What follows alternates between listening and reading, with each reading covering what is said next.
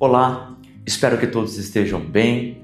Muito bem-vindo ao canal Princípio.org.br. Eu sou Samuel Cunha e nós estamos fazendo um estudo detalhado do Evangelho de Jesus Cristo segundo escreveu Mateus. Qual é a punição justa para um assassinato? E se a vítima fosse a pessoa que você mais ama? Um filho, seus pais, um cônjuge? 95% dos países do mundo tem prisão perpétua e 25% tem pena de morte. Qual é a punição justa para o assassinato de uma pessoa? E para o assassinato de 10? E para 100?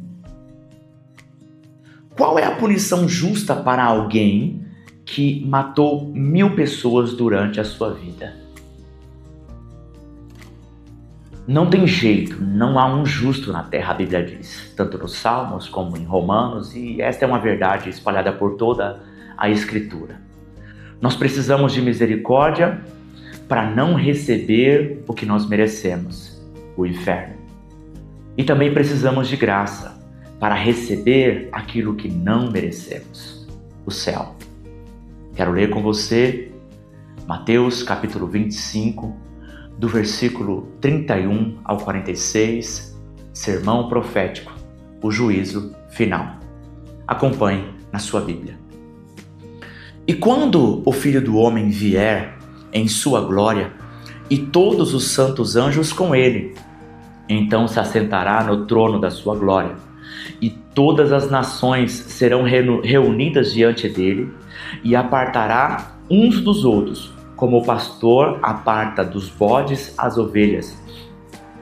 E porá as ovelhas à sua direita, mas os bodes à esquerda.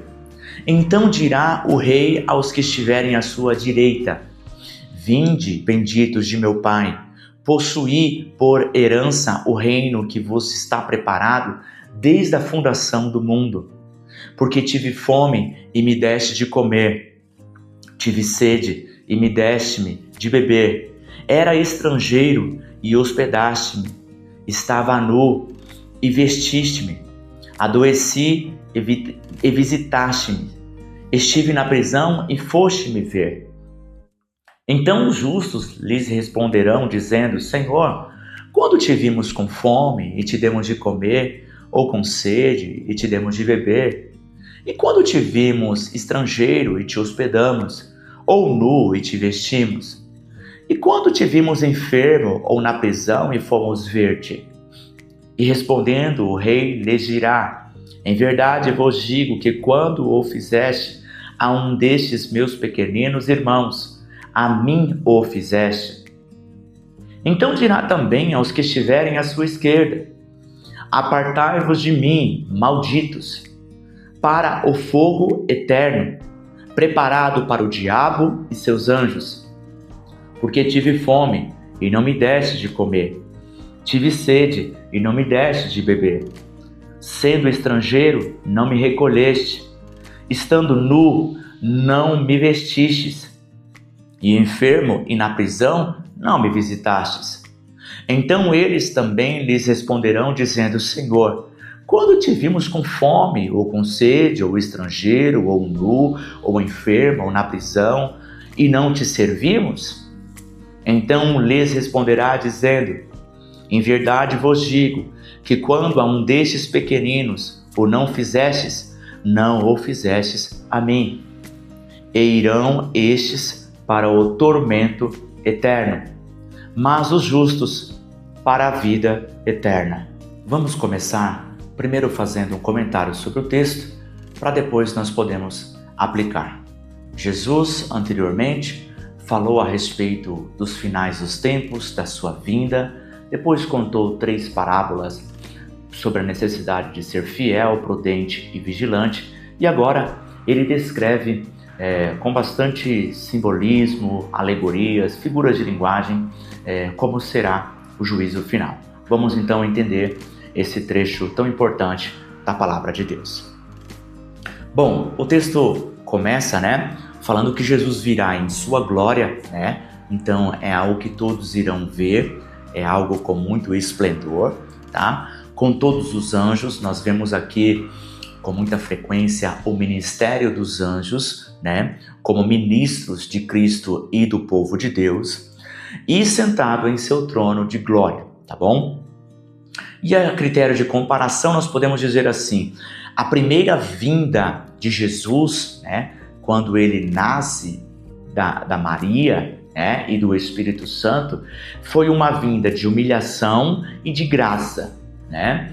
Foi surpreendente, inclusive nós vemos João Batista e principalmente os discípulos e todas as pessoas, as multidões que ouviam Jesus esperavam que o juízo, que Jesus já viria com muita justiça, com juízo. João Batista principalmente nós percebemos isso, mas a primeira vinda de Jesus veio com humilhação e com graça, tá? Com misericórdia. Mas a segunda vinda será de exaltação, né? Então a primeira humilhação, a segunda exaltação, né? E na primeira misericórdia e graça, mas na segunda vai vir como juiz, como justiça, tá? Então esse é um ponto importante para que nós possamos comparar. Bom, estima-se que hoje, até hoje, tá? Já tivemos de 100 a 120 bilhões de habitantes no planeta Terra. De 100 a 120 bilhões de habitantes, tá?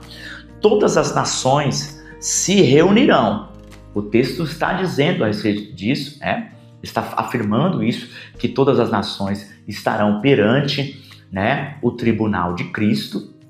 Então imagina ali 120 bilhões de pessoas, né, para serem julgadas.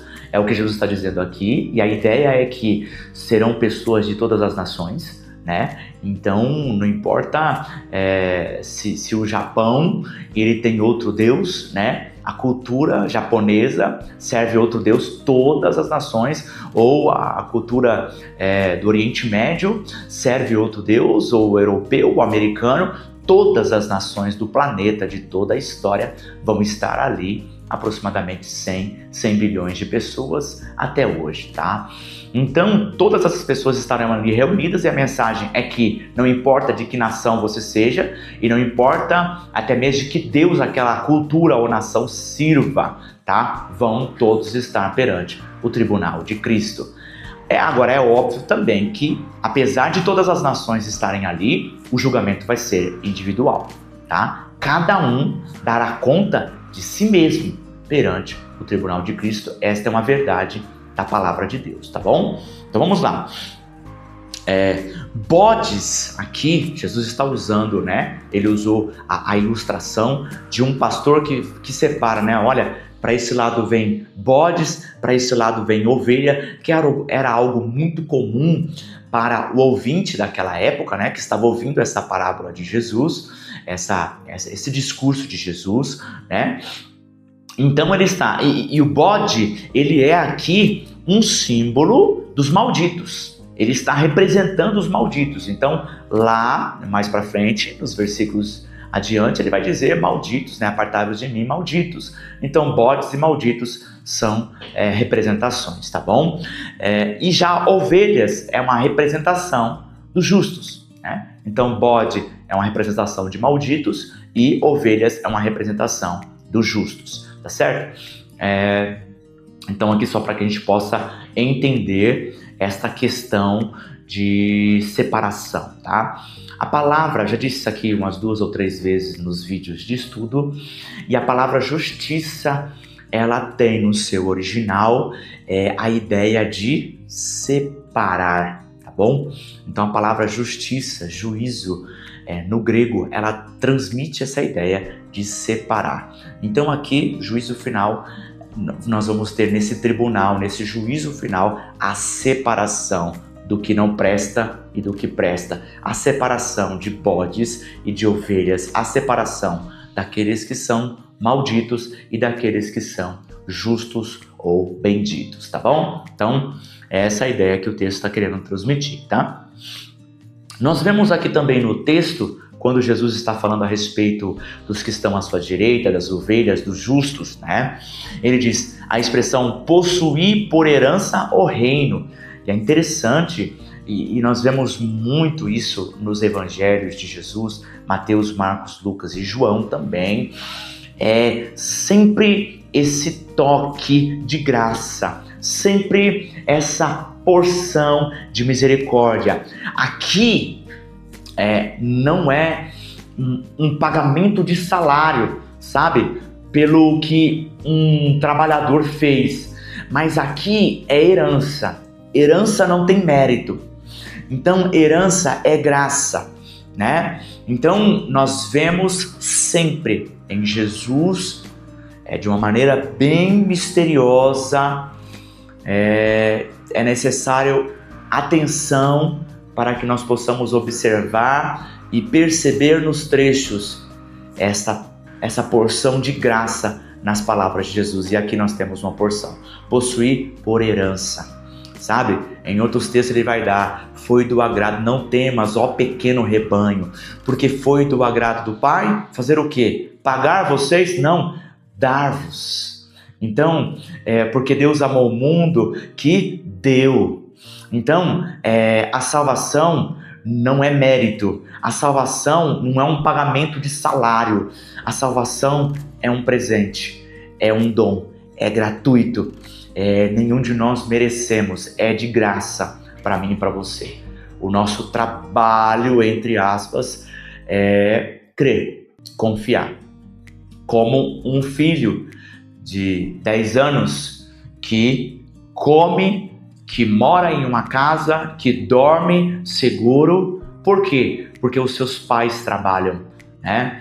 Então, porque o seu pai trabalha. Então, da mesma forma, usando essa ilustração, nós somos filhos e nós espiritualmente estamos em pé, recebemos o céu, recebemos toda essa vida, porque o nosso pai fez um trabalho, e esse trabalho é dar o seu filho para morrer no meu e no seu lugar, e no lugar substituindo todos aqueles que creem no nome do Senhor Jesus. Isso é de graça. Confiar no Pai não é um trabalho. Confiar no Pai não é um mérito. É confiar naquele que é superior a mim e a você. Então, resumidamente, é graça, não é pagamento de salário, tá bom? Então vamos lá. Continuando, agora a partir da expressão, né, que nós vemos, Jesus primeiro ele fala daquelas pessoas que fizeram, né? Tive fome, me deste comer, por exemplo. Tive sede, me deste beber. Ele enumera aqui 6 ações, tá? Que nós vamos descrever aqui. E depois, em um outro bloco, ele fala do ponto negativo, né? O primeiro positivo, as pessoas que fizeram, que não foram omissas, né? As pessoas que agiram com bondade. E no segundo bloco, ele fala das pessoas que tiveram a omissão, né? Que se confrontaram, que encontraram pessoas com fome, mas não deu de comer, que encontraram pessoas com dificuldade de roupas, né, e não deram de vestir, que encontraram pessoas doentes e não visitou e não curou aquelas feridas. Ou seja, a grande mensagem aqui, ou pelo menos uma das mensagens, é a questão da omissão, né? E nós vemos isso no mordomo fiel, nós vemos isso no mordomo infiel, no mordomo imprudente e no mordomo que não vigiou, tá certo? A omissão, a infidelidade, a imprudência, a falta de vigilância, tá? Então, de certa forma, é uma reafirmação, é uma confirmação dos ensinamentos das 3 parábolas que antecederam este trecho, tudo bem? Jesus dá 6 exemplos de obras práticas de amor ao próximo. Obras práticas, tá? Fome, né? Sede, hospedagem, nudez, doente e preso. Então são situações sociais, situações humanas, né? E que são situações práticas com oportunidades muito comuns, tanto na época de Jesus, em toda a história da humanidade, sempre vai acontecer, né? Palavras do próprio Jesus dizendo que os pobres sempre estarão conosco, então sempre vai haver a pobreza devido ao pecado humano, tá bom? Então Jesus aqui enumerou 6 exemplos de obras práticas de amor que nós listamos aqui para você, tá? Agora, é interessante e importante eu e você mencionarmos e observarmos que não serão apenas essas ações. Nós precisamos combinar isso com outros textos, tá? E aqui eu vou pegar outros textos, principalmente 3 textos aqui que me veio na memória enquanto eu estava fazendo esse esboço, essa preparação de estudo, para que você possa comparar, porque não são apenas isso que Jesus está dizendo, nós precisamos combinar também com outros trechos que inclusive o próprio Jesus tem mencionado. O primeiro texto que me veio à memória é Jesus no Sermão do Monte. Ele diz: apartai-vos de mim, vós que praticais a iniquidade. Então esse é o primeiro texto, tá? Então aqui em Mateus 25, Jesus está falando da omissão. Agora, em Mateus 7, 23, ele está falando daquelas pessoas que têm o hábito, a prática de viverem no pecado, tá certo? Então, nós precisamos combinar todas essas coisas para entendermos o que será levado em conta nesse juízo final, tá bom? Então, o primeiro, Mateus 7, 23, apartai-vos de mim, vós que praticais a iniquidade. O segundo texto que eu quero ler com você, um texto muito famoso, frequente, utilizado, Gálatas 5, do 19 ao 21, onde fala das obras da carne. Vou ler aqui para você. Porque as obras da carne são manifestas, as quais são adultério, fornicação, impureza, lascívia, idolatria, feitiçaria, inimizades, contendas, ciúmes, iras, pelejas, dissensões, heresias, invejas, homicídios, bebedices, glutonarias e coisas semelhantes a essas. E olha isso que interessante, né? Coisas semelhantes a essas, ou seja, a lista não acaba aqui, tem muitas outras coisas semelhantes a essas, tá? Acerca das quais de antemão vos declaro, como também já antes vos disse, que os que cometem tais coisas não herdarão o reino de Deus. Olha isso. Então, tive fome, não me deste comer, tive sede, estive doente, estive preso, não foste me visitar? Não. Quem pratica essas coisas, ou coisas semelhantes a essas, não herdarão o reino de Deus. É as escrituras que estão afirmando, não sou eu, tá? Nós vamos entender como isso aqui, como funciona a fé, a graça e a obediência, a santidade do cristão, tá? Nós vamos chegar lá no momento da aplicação. Terceiro texto que eu gostaria de mencionar, que está em Apocalipse 21, versículo 8.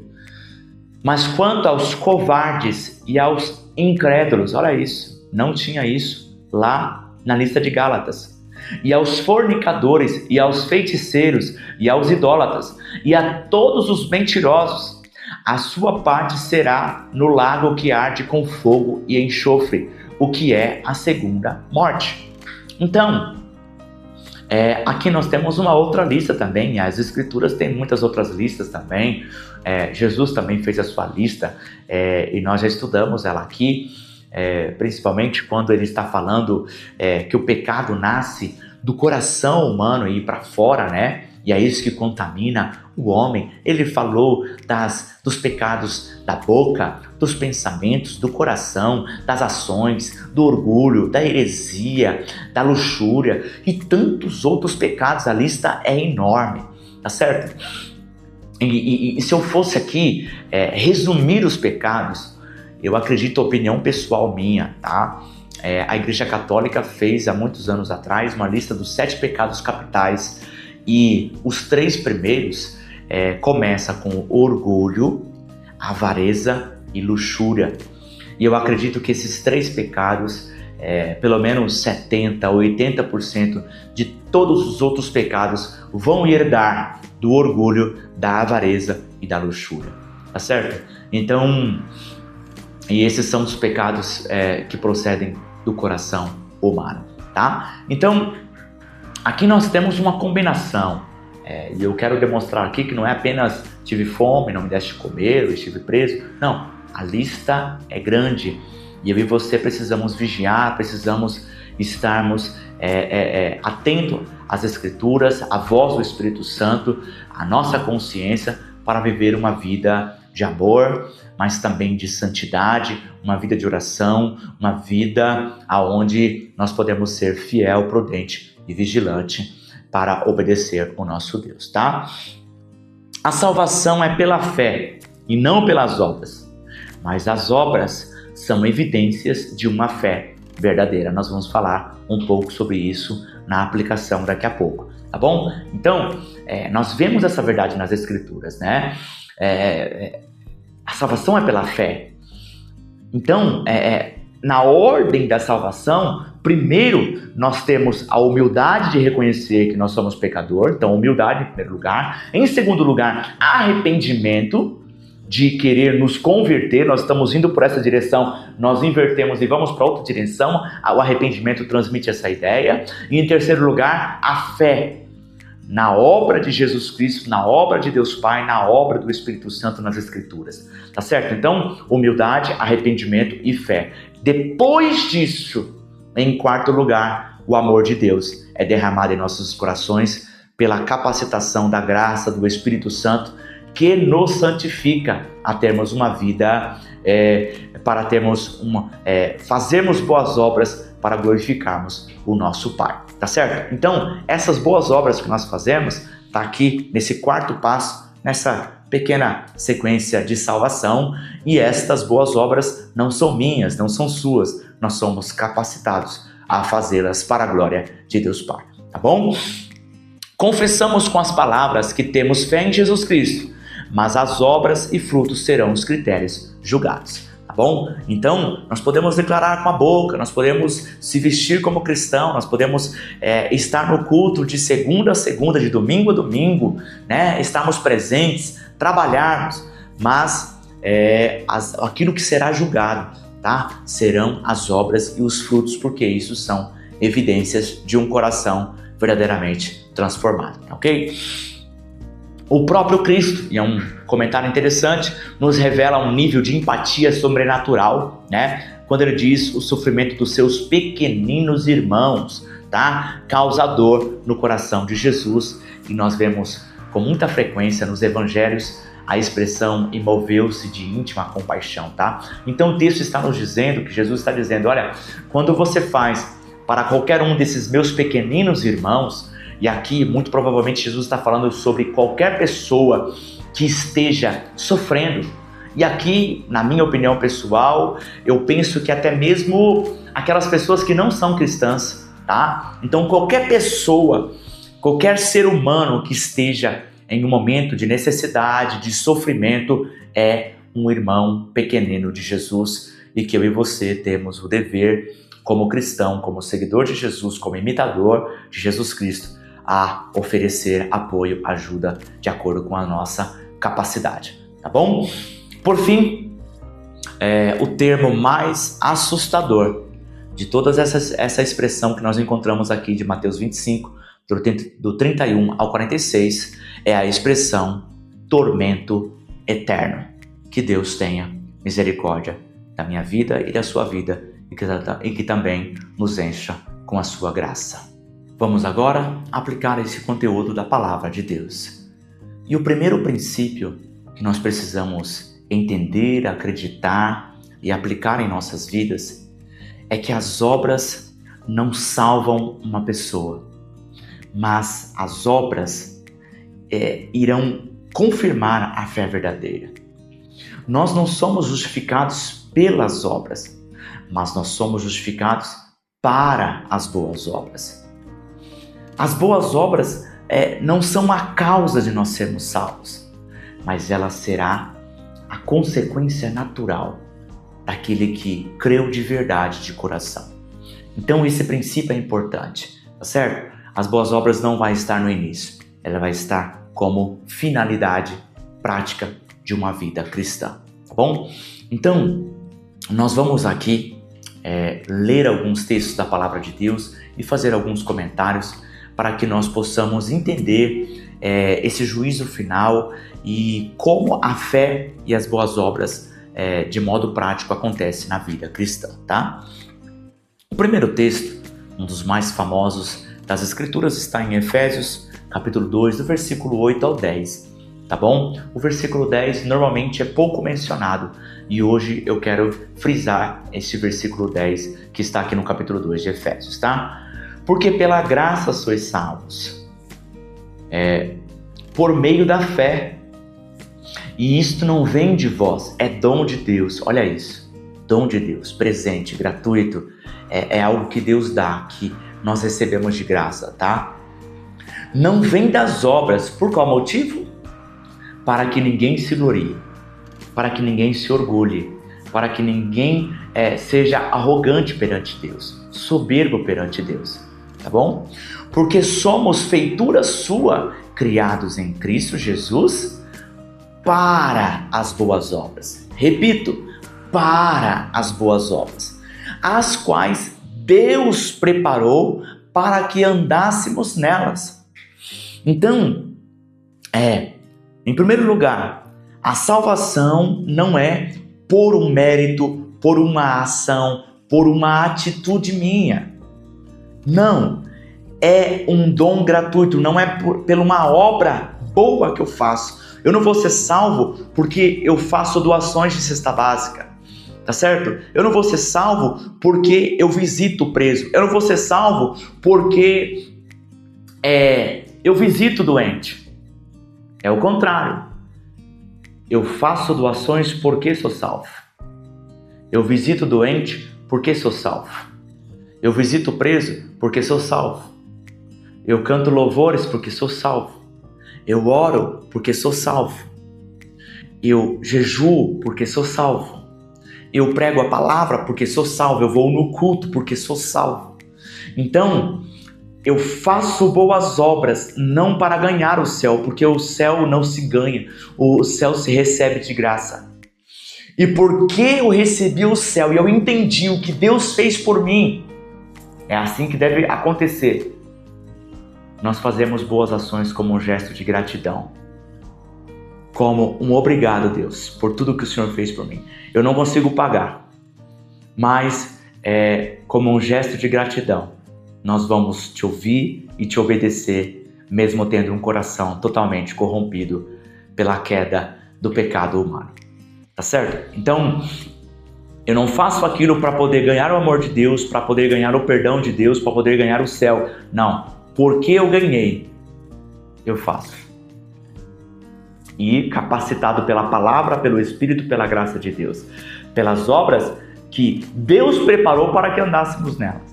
Então existe uma transformação interna aqui, que antes a pessoa ela era uma pessoa dependente química e ela passa agora a se livrar disso. Foi esforço dela, foi uma gíria interior aqui, foi uma transformação de Deus.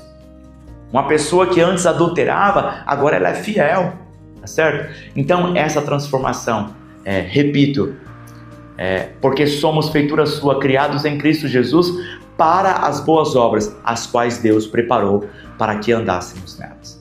Então Deus preparou um caminho e Ele está diariamente apontando o caminho e preparando um caminho para que eu e você possamos andar e ser sal da terra, luz do mundo, para a glória de Deus Pai.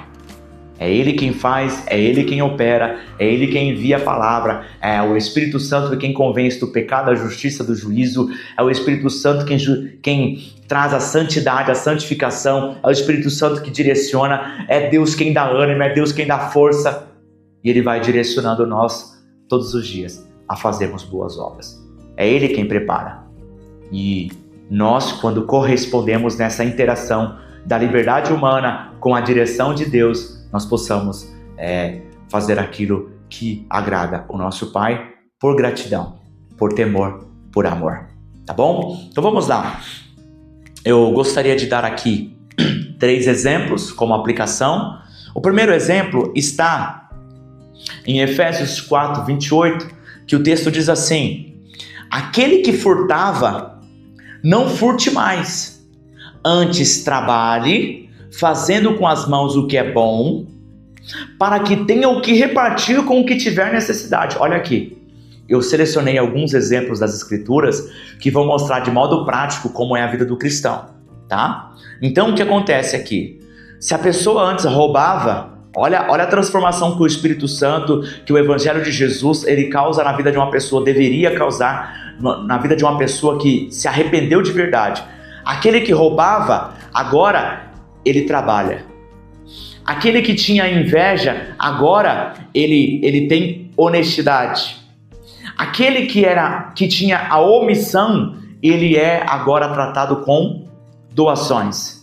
Então aquela pessoa que tinha o hábito de omissão, agora ele vai ter prática na vida dele de doações. Então aquela pessoa que roubava agora trabalha, aquela pessoa que tinha inveja agora ele age com honestidade, e aquela pessoa que era omissa, agora ela é uma pessoa que faz ações de doações, ele age com bondade. Primeiro exemplo, tá bom? Um ladrão agora passa a praticar boas ações de doações. Segundo exemplo, Lucas 10, do 30 ao 37. E aproximando-se, atou-lhes as feridas, parábola do bom samaritano, deitando-lhes azeite e vinho, e pondo sobre o seu animal, levou-o para uma estalagem e cuidou dele. Se você, muito provavelmente, já leu a parábola do bom samaritano. Então ali nós vemos os ladrões espancando aquela pessoa, aquela vítima, tá certo? Ele espancou aquela pessoa, né? E o que aconteceu? O bom samaritano, ao invés de espancar, nós temos ali esse paralelo que os ladrões espancaram. O que ele fez? Ele se aproxima. Ele se aproxima com compaixão, tá certo? Ao invés de ter ódio, o cristão, ao invés de ter ódio, ele vai cuidar das pessoas. Ao invés do cristão ter omissão, ele vai ajudar com remédios e com médicos. Certo? Então, eu estou dando exemplos aqui, usando isso e tentando aplicar na nossa vida. Então, se uma pessoa normal, comum, se um ímpio, se alguém não é um seguidor de Jesus, ele tem a prática de espancar pessoas, o cristão vai ter a prática de se aproximar do necessitado. Se o não cristão, ele tem o hábito, a rotina de odiar as pessoas, o cristão vai amar, vai ter cuidado das pessoas. Se as outras pessoas, né, a sociedade como padrão, o ser humano padrão, ele tem o hábito da omissão, o cristão, ele não vai ser omisso, ele vai cuidar com remédios, com médicos, ele vai estar, como Jesus disse aqui, visitar no hospital. Então eu estou dando esse exemplo prático na parábola do bom samaritano, tá bom? Terceiro exemplo, vamos falar Efésios 5, 25. Então, estamos usando bastante a carta de Efésios aqui. Não cometerás adultério. Eu, porém, vos digo... Não, Efésios não, perdão. Mateus, tá? Mateus 5, 25. Tá? Nós vamos citar o Efésios depois. Li errado. Não cometerás adultério. Eu, porém, vos digo que qualquer que atentar numa mulher para a cobiçar, já em seu coração cometeu adultério com ela. Mateus 5, 27 e 28. E leio outro texto. Vós, maridos, amai vossas mulheres como também Cristo amou a igreja e a si mesmo se entregou por ela. Então, se o padrão de comportamento do nosso coração é cobiça, adultério e omissão, o padrão do cristão vai ser amor, serviço para o seu cônjuge. Amar o seu cônjuge em um padrão altíssimo, como Cristo amou a igreja. Ele vai controlar os seus olhos. Ele vai pedir ajuda a Deus em oração. Ele vai jejuar sobre esse defeito de caráter. Ele vai fazer alguma coisa a respeito disso. Tá certo? Então, nós estamos comparando essas duas pessoas. Aqueles que são bodes, aqueles que serão chamados de malditos, e aquele que será chamado de ovelha, de benditos. Aqueles que serão chamados de justos perante Deus.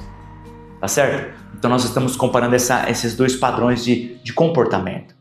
Tá? Então, por um lado, nós temos a cobiça, o adultério e a omissão. Por outro lado, nós vamos ter o amor e o serviço no casamento e na família. Tudo bem? Quarto exemplo. Preste atenção nisso. Qualquer que odeia a seu irmão, 1 João capítulo 3, do 15 ao 18, você que tem raiva das pessoas, você que tem que está magoado com alguém, você que não está conversando com alguém, que está há anos sem conversar com alguém, sabe? Porque está magoado, seja aquela pessoa com você ou você com ela. Preste atenção no que a Bíblia diz, 1 João 3, 15, 18. Qualquer que odeia o seu irmão é homicida. Eu comecei esse ensino falando sobre o assassinato. Qualquer que odeia o seu irmão é homicida. Jesus falou isso também no Sermão do Monte, Mateus capítulo 5, sobre a raiva. Deixa sua oferta ali e vai reconciliar-se depressa. Essa é a mensagem de Deus. Vai se reconciliar depressa, porque se você não perdoar o seu irmão, Deus também, o Pai Celestial também não perdoará vocês. Qualquer que odeia seu irmão é homicida. O que é ódio? É uma mágoa, é um rancor, é uma raiva prolongada que não foi tratada. Não fique, de modo prático, sem conversar com ninguém. Tá bom? E vós sabeis que nenhum homicida tem a vida eterna permanecendo nele. Conhecemos o amor nisto, que ele deu a sua vida por nós, e nós devemos dar a vida pelos irmãos. Quem, pois, tiver bens no mundo e vendo o seu irmão necessitado lhe cerrar as suas entranhas, como reside nele o amor de Deus? Meus filhinhos, não amemos de palavras, nem de língua, mas em obra e em verdade. Olha isso. Que palavra, hein?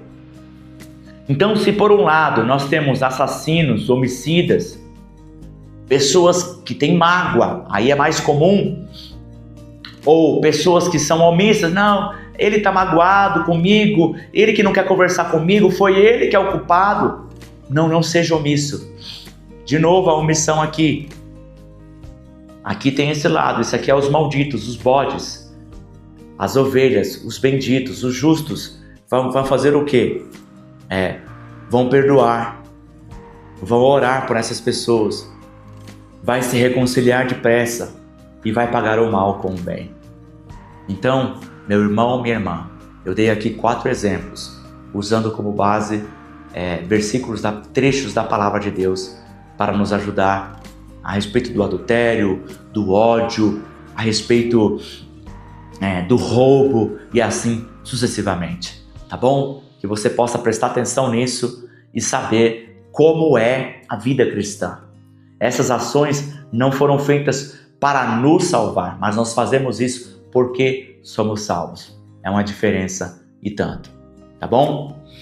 Provavelmente você não rouba, provavelmente você não mata, provavelmente você não adultera, mas os pecados do coração são tão destrutivos quanto os pecados do corpo, da boca ou dos pensamentos ou dos olhares, tá bom? A omissão parece inofensiva. Deixa lá, é um problema dele. Mas a Bíblia diz em Tiago 4,17: aquele, pois, que sabe fazer o bem e não o faz, comete pecado.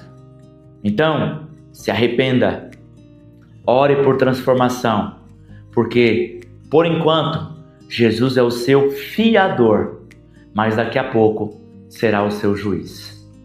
Eu termino este ensinamento e assim nós concluímos também Mateus 25, estou muito alegre por isso, fazendo essa autoanálise. Eu faço com a minha vida também, porque essa palavra primeiro fala comigo, né? Para depois eu passar com vocês. Examine a sua própria vida e responda. Eu examino a minha própria vida e também respondo. Nos últimos meses, ao encontrar pessoas necessitadas ou sofrendo, qual tem sido a sua atitude frequente? Omissão ou bondade? Examine a sua própria vida, se arrependa, ore por transformação e que Deus tenha misericórdia e graça da sua igreja. Que Deus abençoe a sua vida. Até a próxima.